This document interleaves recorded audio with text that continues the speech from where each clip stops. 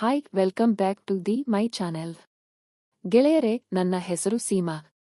ಸದ್ಯಕ್ಕೆ ನಾನು ನಗರದಲ್ಲಿ ಒಬ್ಬಂಟಿಯಾಗಿ ವಾಸಿಸುತ್ತಿದ್ದೇನೆ.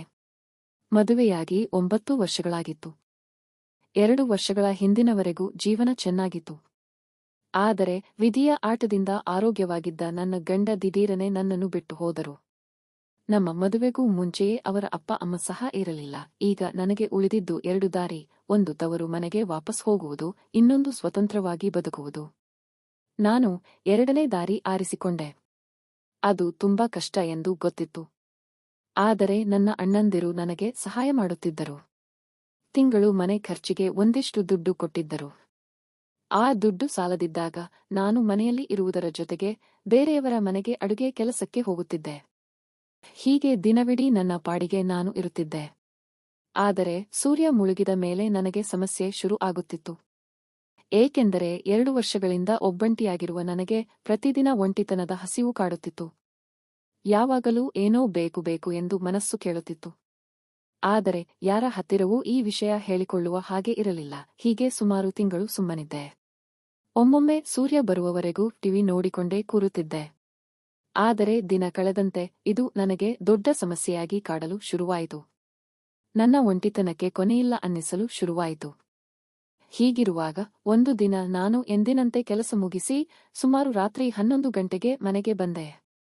ನೀರು ಕುಡಿಯೋಣ ಎಂದು ವಾಟರ್ ಫಿಲ್ಟರ್ ಆನ್ ಮಾಡಿದರೆ ಅದು ಸ್ಟಾರ್ಟ್ ಆಗಲಿಲ್ಲ.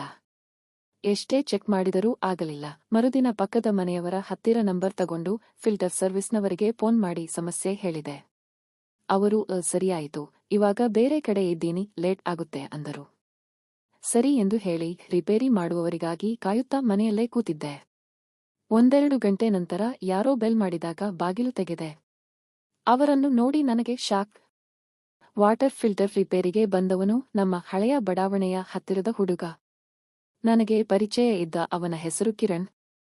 ನೀನೇನು ಇಲ್ಲಿ ಎಂದು ಕೇಳಿದೆ. ಅವನು, ನಾನು ವಾಟರ್ ಫಿಲ್ಟರ್ ರಿಪೇರಿ ಕೆಲಸಕ್ಕೆ ಸೇರಿದ್ದೇನೆ, ಅದಕ್ಕೆ ಬಂದಿದ್ದೇನೆ. ನೀವೇನು ಇಲ್ಲಿ ಎಂದು ಕೇಳಿದ. ನಾನು, ಈ ಏರಿಯಾಗೆ ಬಂದು 6 ತಿಂಗಳಾಯಿತು ಅಂದೆ. ಯಾರು ಫಿಲ್ಟರ್ ಸಮಸ್ಯೆ ಇದೆ ಎಂದು ಫೋನ್ ಮಾಡಿದ್ದರು ಅಂದ. ನಾನು ನಗುತ್ತಾ, ನಾನೇ, ಪಕ್ಕದ ಮನೆಯವರು ಆ ನಂಬರ್ ಕೊಟ್ಟಿದ್ದರು ಎಂದು ಹೇಳಿದೆ. ಅವನು ಒಪ್ಪಿ ಸರಿಯೇ ಅಂದ. ಅವನು ಒಳ್ಳೆಯವನು. ಮೊದಲು ನಾವು ಬೇರೆ ಏರಿಯಾದಲ್ಲಿ ಇದ್ದಾಗ ಅವನು ನಮ್ಮ ಪಕ್ಕದ ಮನೆಯಲ್ಲಿದ್ದ ನನ್ನ ಫ್ರೆಂಡ್ನ ತಮ್ಮನಾಗಿದ್ದ. ನಂತರ ನಾವು ಆ ಮನೆ ಖಾಲಿ ಮಾಡಿ ಬೇರೆ ಏರಿಯಾಗೆ ಬಂದಿದ್ದೆವು. ಅದಾಗಿ 3 ವರ್ಷಗಳ ನಂತರ ನನ್ನ ಮದುವೆಯಾಗಿತ್ತು. ಏನು, ನಿಮ್ಮ ಅಪ್ಪ ಅಮ್ಮ ಆರೋಗ್ಯವಾಗಿದ್ದಾರಾ ಎಂದು ಕೇಳಿದೆ. ಚೆನ್ನಾಗಿದ್ದಾರೆ, ನೀವು ಹೇಗಿದ್ದೀರಾ ಎಂದು ಕೇಳಿದ. ಚೆನ್ನಾಗಿದ್ದೀನಿ ಎಂದೆ.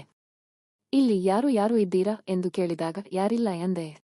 ಯಾಕೆ ಎಂದು ಕೇಳಿದ. ಆಗ ನಾನು ಎಲ್ಲಾ ವಿಷಯ ಹೇಳಿದೆ.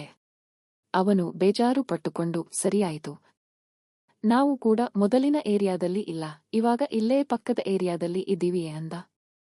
ಸರಿಯಾಯಿತು. ಯಾವಾಗಿನಿಂದ ಈ ಕೆಲಸಕ್ಕೆ ಸೇರಿದೆ ಎಂದು ಕೇಳಿದೆ. ಇವಾಗ 3 ತಿಂಗಳಾಯಿತು. ಯಾವ ಕೆಲಸವಾದರೂ ಏನು, ಎಲ್ಲವನ್ನೂ ಮಾಡಬೇಕು ಅಂದ. ಆಮೇಲೆ ಅವನಿಗೆ ಟೀ ಮಾಡಿ ಕೊಡೋಣ ಎಂದು ಅಡುಗೆ ಮನೆಗೆ ಹೋದೆ. ಟೀ ಕೊಟ್ಟಾಗ ಅವನ ಜೊತೆಗೆ ಮಾತನಾಡುತ್ತಾ ಕೂತಾಗ ಅವನು ಯಾಕೋ ನನ್ನ ಕಡೆ ಒಂಥರ ನೋಡಿದ. ನನಗೂ ವಿಚಿತ್ರ ಅನಿಸಿತು. ಹಾಗೆ ನೋಡ್ತಾ ಇದ್ದೀಯಾ ಎಂದು ಕೇಳಿದೆ. ಏನಿಲ್ಲ ಎಂದು ಹೇಳಿ ಸುಮ್ಮನಾದ. ಬಿಡು, ನನಗೆ ವಯಸ್ಸಾಗಿದೆ, ಇನ್ನೇನು ಉಳಿದಿದೆ ಎಂದು ಹೇಳಿ ನಕ್ಕೆ. ಅವನು, ಹಾಗೆಲ್ಲ ಅಂದುಕೊಳ್ಳಬಾರದು ಅಂದ. ಆಮೇಲೆ ಅವನು ವಾಟರ್ ಫಿಲ್ಟರ್ ಬಿಚ್ಚಿ ರಿಪೇರಿ ಮಾಡುತ್ತಾ ಕೂತಿದ್ದ. ನಾನು ಟಿವಿ ನೋಡುತ್ತಾ ಕೂತಿದ್ದೆ. ಹೀಗೆ ಮಾತನಾಡುತ್ತಾ ಇದ್ದಾಗಲೆಲ್ಲ ಅವನು ನನ್ನ ಕಡೆಗೆ ನೋಡುತ್ತಲೇ ಇದ್ದ. ಆಗ ನನಗೆ ಯಾಕೆ ಹೀಗೆ ನೋಡುತ್ತಿದ್ದಾನೆ ಎಂದು ಆಶ್ಚರ್ಯ ಎನಿಸಿತು. ನಮ್ಮ ನಡುವೆ ಮಾತುಕತೆ ನಡೆದೇ ಇತ್ತು. ಕೊನೆಗೆ ರಿಪೇರಿ ಮುಗಿದ ಬಳಿಕ ಅವನು ಹೋಗಬೇಕು ಎನ್ನುವಷ್ಟರಲ್ಲಿ ಟಿವಿಯಲ್ಲಿ ಬೇರೆ ತರಹದ ಹಾಡು ಶುರುವಾಗಿತ್ತು. ಅವನು ಅದನ್ನೇ ನೋಡುತ್ತಾ ನಿಂತ. ನಾನು ಕೂಡ ಹಾಡು ನೋಡುತ್ತಾ ಕೂತಿದ್ದೆ. ಆಗ ಅವನು ಸರಿ, ನಾನು ಹೋಗ್ತೀನಿ ಎಂದು ನನ್ನ ನೋಡುತ್ತಾ ಹೇಳಿದ. ಇರು, ಮಧ್ಯಾಹ್ನ ಊಟ ಮಾಡಿಕೊಂಡು ಹೋಗು ಎಂದು ಹೇಳಿದಾಗ ಅವನು, ಇಲ್ಲ, ಹೋಗ್ತೀನಿ. ಬೇರೆ ಕಡೆಗೆ ರಿಪೇರಿ ಇದೆ. ಇಲ್ಲಾಂದರೆ ಕಂಪನಿಯಲ್ಲಿ ರಿಪೋರ್ಟ್ ಕೊಡುವಾಗ ಕಷ್ಟ ಆಗುತ್ತೆ ಅಂದ. ನಾನು ಮುಖ ಸಪ್ಪೆ ಮಾಡಿ ಸರಿಯೇ ಅಂದೆ. ಇದು ನನ್ನ ನಂಬರ್, ಆವಾಗ ಫೋನ್ ಮಾಡ್ತಾ ಇರು. ನಾನೇನಾದರೂ ರಿಪೇರಿ ಇದ್ದರೆ ಕಾಲ್ ಮಾಡ್ತೀನಿ ಎಂದು ಹೇಳಿದೆ. ಅವನು ಸರಿ ಎಂದು ಹೇಳಿ ಹೊರಟ. ಅವನು ಹೋದಮೇಲೆ ನಾನು ಟಿವಿ ನೋಡುತ್ತಾ ಕುಳಿತು ಇವನ ಬಗ್ಗೆ ಯೋಚಿಸಲು ಶುರು ಮಾಡಿದೆ. ಅವನು ಕುಳ್ಳನಾಗಿದ್ದರೂ ಚೆನ್ನಾಗಿದ್ದಾನೆ ಎಂದು ಯೋಚಿಸಿದೆ. ಅಷ್ಟೊತ್ತಿಗೆ 6 ತಿಂಗಳಿಂದ ತಡೆದುಕೊಂಡಿದ್ದ ಒಂಟಿತನದ ಹಸಿವು ನನಗೆ ಕಾಟ ಕೊಡಲು ಶುರುವಾಯಿತು. ನನಗೆ ತಡೆಯಲು ಆಗಲಿಲ್ಲ. ನನಗೆ ಇರುವ ಅವಕಾಶಗಳ ಬಗ್ಗೆ ಯೋಚಿಸಿದೆ. ಆಮೇಲೆ ಇವನ ಕಡೆಯಿಂದ ನನ್ನ ಒಂಟಿತನವನ್ನು ತೀರಿಸಿಕೊಳ್ಳಲು ಸಹಾಯ ಪಡೆಯಬೇಕು ಎಂದು ಅನ್ನಿಸಿತು. ಸಮಯದ ಕಡೆ ನೋಡಿದಾಗ ಗಂಟೆ ಅದಾಗಲೇ 3 ಆಗಿತ್ತು. ಇದು ಒಳ್ಳೆಯ ಸಮಯ ಎಂದು ಅನಿಸಿ ಅವನಿಗೆ ಫೋನ್ ಮಾಡಿ ಮತ್ತೆ ವಾಟರ್ ಫಿಲ್ಟರ್ ಸರಿಯಾಗಿ ಆನ್ ಆಗ್ತಾ ಇಲ್ಲ ಎಂದು ಹೇಳಿದೆ. ಅವನು ಆವಾಗಲೇ ರಿಪೇರಿ ಮಾಡಿದಾಗ ಸರಿ ಇತ್ತಲ್ಲ, ಏನಾಯ್ತು ಅಂದ. ನನಗೂ ಅಷ್ಟೇನೂ ಗೊತ್ತಾಗಿಲ್ಲ. 1 ಸಲ ಬಂದು ಪರೀಕ್ಷೆ ಮಾಡುವೆ ಎಂದು ಹೇಳಿದೆ.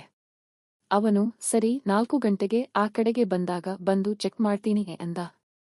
ನಾನು ಸರಿಯೇ ಎಂದು ಹೇಳಿದೆ. ನನಗೆ ಖುಷಿ, ಏನು ಮಾಡಬೇಕು ಎಂದು ಗೊತ್ತಾಗಲಿಲ್ಲ.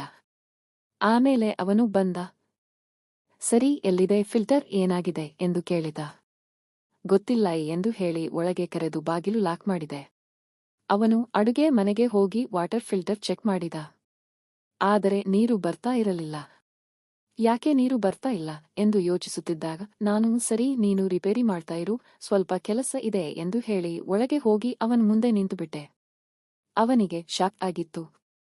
ಫಿಲ್ಟರ್ ರಿಪೇರಿ ಮಾಡುತ್ತಿದ್ದವನು ತಟ್ಟನೆ ನಿಂತ. ಯಾಕೆ, ಏನಾಯಿತು ಎಂದಾಗ ಅದು ಎನ್ನುತ್ತಾ ನಿಂತಿದ್ದ. ಯಾಕೆ, ಯಾವತ್ತೂ ನೋಡಿ ಇಲ್ವಾ ಎಂದು ಕೇಳಿದೆ. ಇಲ್ಲ ಎಂದು ಹೇಳಿ ಸುಮ್ಮನೆ ರಿಪೇರಿ ತೊಡಗಿದ. ಆಗ ನಾನು ಸರಿಯೇ ಎಂದು ಹೇಳಿ ಅವನಿಗೆ ನನ್ನ ಜೀವನದ ಕಷ್ಟಗಳ ಬಗ್ಗೆ ಹೇಳಿದೆ. 6 ತಿಂಗಳ ಬಳಿಕ ನನ್ನ ಕಷ್ಟಗಳನ್ನು ಹೇಳಿಕೊಂಡಿದ್ದರಿಂದ ನನಗೂ ಸಮಾಧಾನವಾಗಿತ್ತು.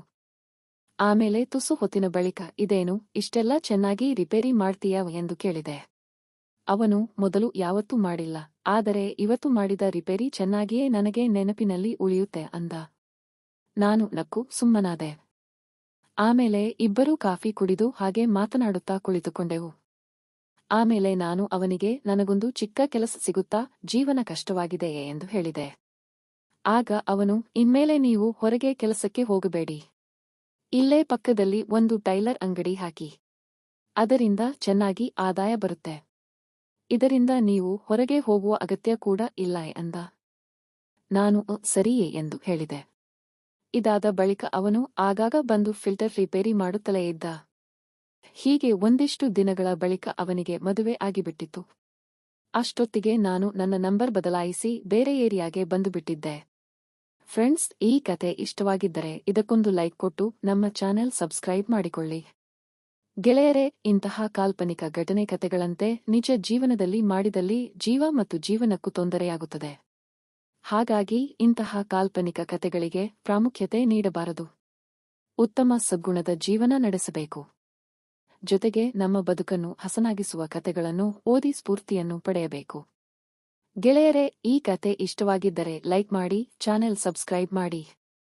ಧನ್ಯವಾದಗಳು.